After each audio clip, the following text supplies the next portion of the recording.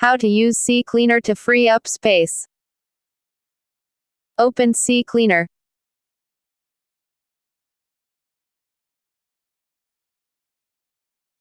Select everything you want to scan, the default should be fine.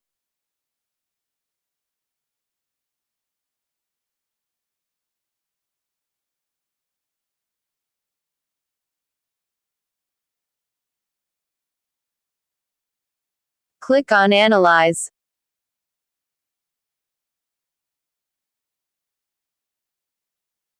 Click on Run Cleaner.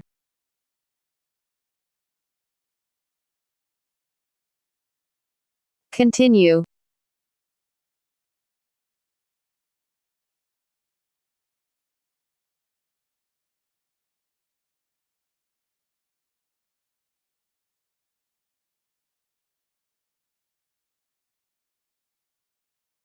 You have now freed up space using CCleaner.